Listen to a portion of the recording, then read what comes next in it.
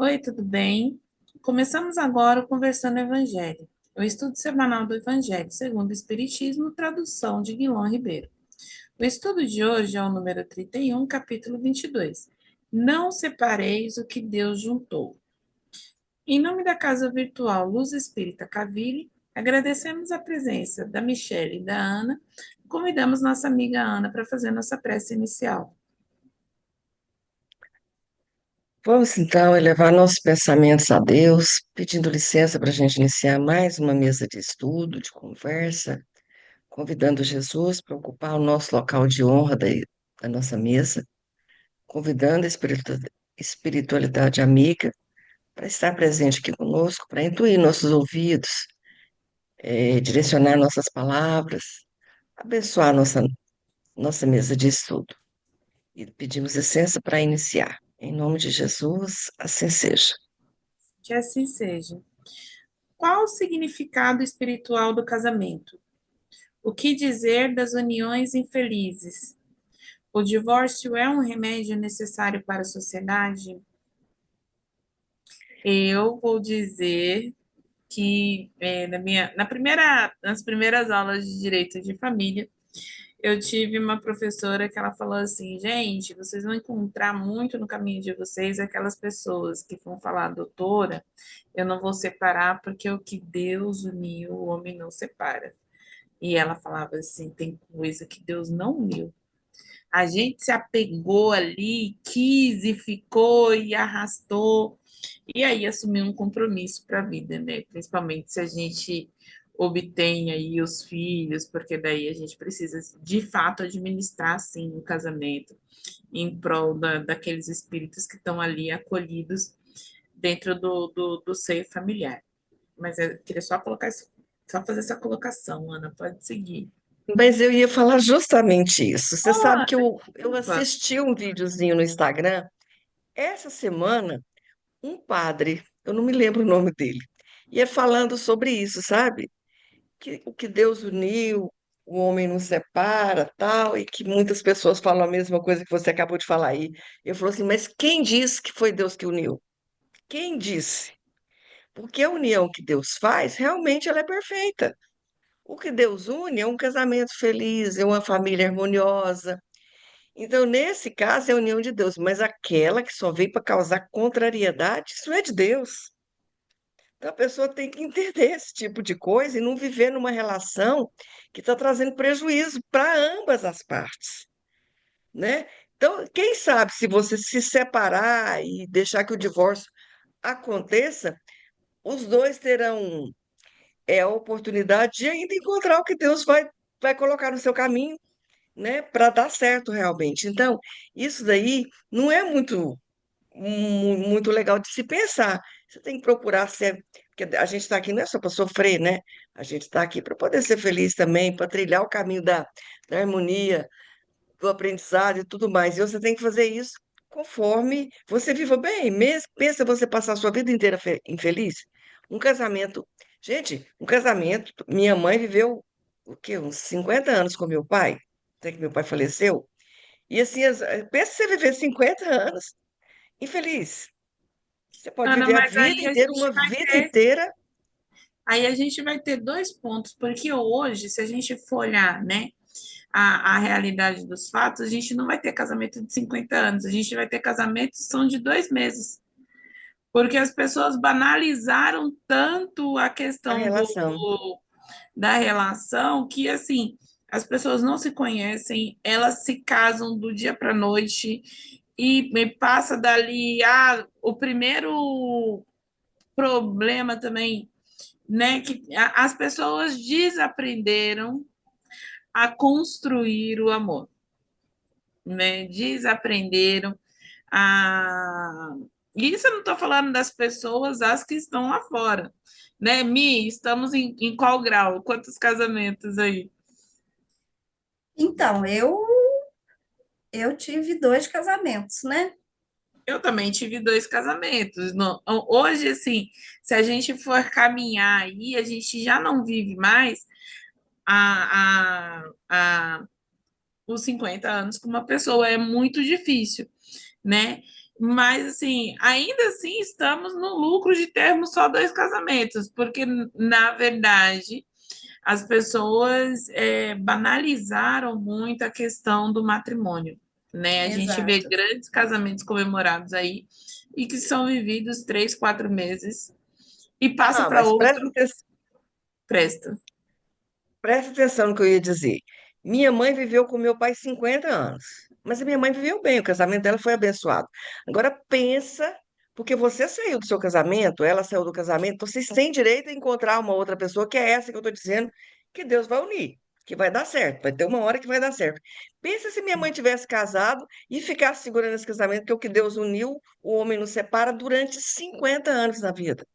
Gente, é uma tortura, ninguém merece, né? Então a gente tem que realmente procurar o caminho da alegria e da felicidade. E que Deus quer para a gente é que a gente trilhe o caminho melhor que existe. E o que Deus uniu, o homem não separa, mas é porque é um casamento bom, é uma união boa, entendeu? Então, assim, muitas pessoas às vezes, e não vamos dizer só de divórcio, não. Vamos dizer assim, até de amizades mesmo. Tem amizades que são boas, mas longe de você. Se ficar É muito próximo é verdade. prejudicial, não é verdade? É, Bom, por eu já isso, falei. por isso que existe o tempo do namoro, do noivado e aí o casamento. Porque esse tempo é muito importante para a gente conhecer a pessoa que a gente vai se relacionar, né?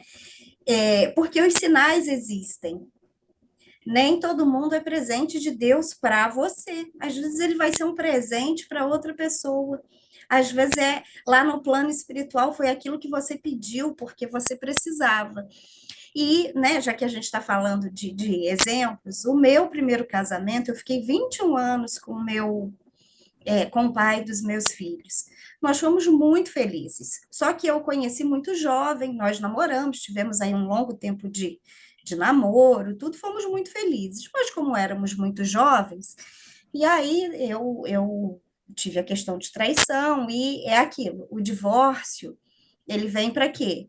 Para ajudar na quebra do contrato. Quando você faz um contrato com alguém, as partes têm que cumprir aquilo.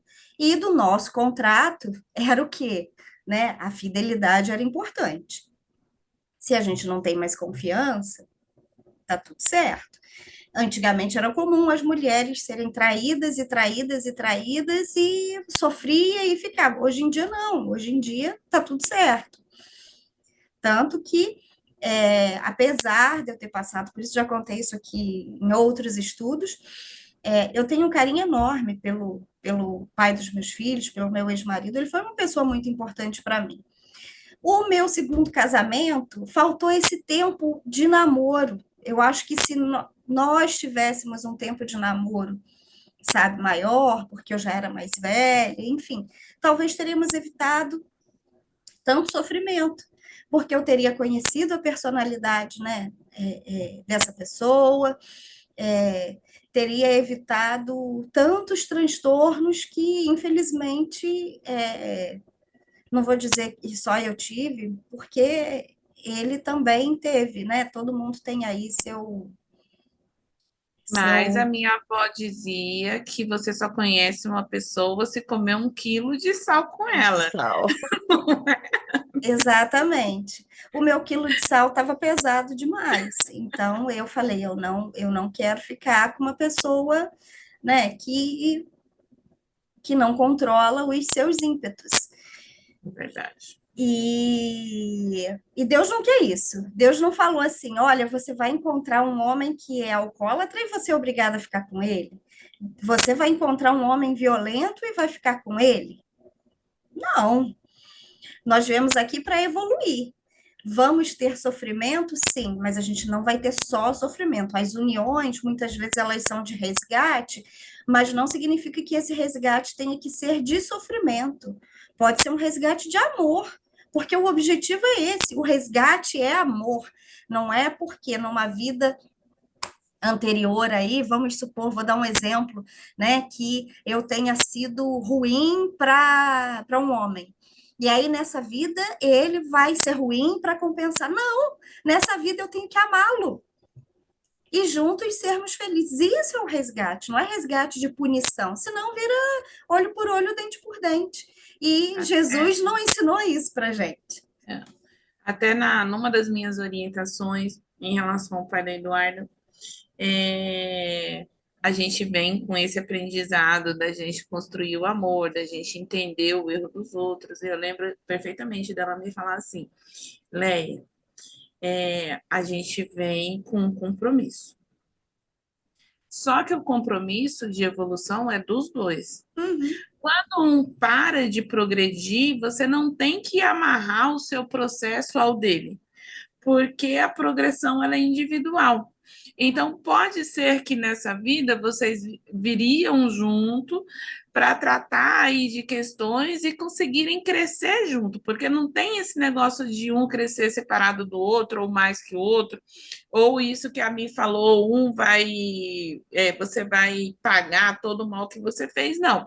Se vocês têm ali um plano reencarnatório juntos, ainda que seja de ajuste de contas, a ideia é que os dois cresçam juntos, espiritualmente falando, né?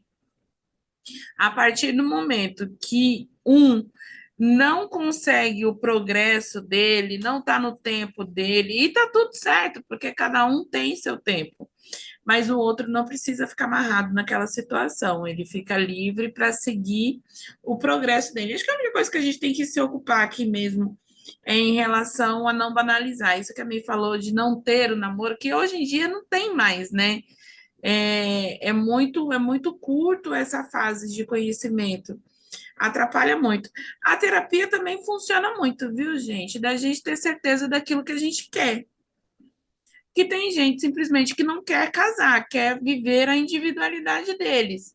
E aí Sim. casa, e aí quer viver uma vida de solteiro. Não, não cabe num casamento.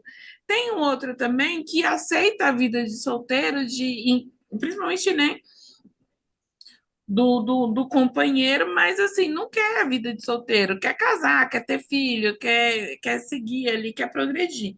É muito importante, conhece-te a ti mesmo, né? Já dizia o ditado. É muito importante que a gente se conheça para a gente definir o que a gente quer da nossa vida. Porque às vezes o casamento é uma instituição muito bonita, mas não é exatamente o que você quer, né? Ninguém é obrigado a querer casar.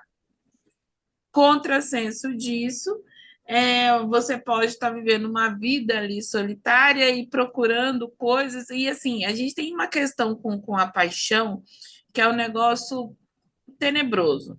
Cria-se uma nuvem nos nossos olhos e a gente só vê o que é bonito.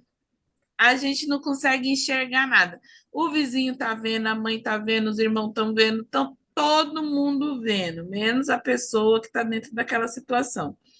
E aí você entra no casamento.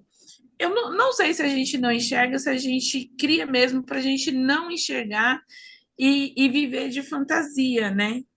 Porque às vezes a gente cria uma fantasia na nossa cabeça que é tão bonita que se a gente vê o comportamento do outro, a gente não pode viver a nossa própria fantasia, né? E aí a gente, vamos viver, eu vou viver uma vida de progresso, parará, parará, parará, e o outro não gosta de trabalhar, o outro gosta de bagunça. Você não vai viver uma vida de progresso. Você pode despertar aí. Então, às vezes, é uma questão também da gente pedir aí para a espiritualidade maior, tirar as nossas fantasias dos nossos olhos para a gente poder ver a realidade e conduzir a realidade com aquilo que é desejo do nosso coração, né? Para a gente não cair em armadilhas que às vezes não é criado pelo outro, às vezes é criado por fantasias que a gente acredita, às vezes desde a infância aí, né? Nas moças da Disney, e a gente quer viver aquele sonho encantado que só existe na nossa cabeça. Você não tem nem um príncipe, às vezes você tem um sapo. E aí você despenga aí negócio. E aí a gente culpa o sapo, né? Não é você que não viu, não é o sapo que tem culpa, né? Então a gente precisa tomar cuidado aí com o que a gente enxerga. Exatamente. E ter cuidado para a gente não ser o sapo, né? É, Na vida mas de às vezes a alguém. gente. Não tem como não ser o sapo na vida de alguém, viu, Michele? Do mesmo jeito que a gente encontra o nosso sapinho, a gente tenta se melhorar, né? Mas de vez em quando a gente está meio fora do equilíbrio aí. A gente pode ser o sapo na vida de alguém, sim. É, Aninha, mais alguma coisa? Tá bom, É. meninas. Obrigada pela colaboração no estudo no estudo do dia. E eu vou pedir para a Michelle fazendo essa prece de encerramento. Deus nosso Pai, Jesus Mestre amado, agradecemos pelo estudo de hoje, pelas bênçãos que temos recebido, por essa encarnação e pela oportunidade de progresso. Pedimos que nos abençoe, para que nossa semana seja produtiva, que possamos ter a espiritualidade amiga presente em nosso dia a dia, nos lembrando de nossos compromissos espirituais, de nossos compromissos morais e nos auxiliando a seguir o teu evangelho. É isso que pedimos e agradecemos, que assim seja. Que assim seja. Tenha uma boa semana e até o próximo estudo. Fiquem com Deus.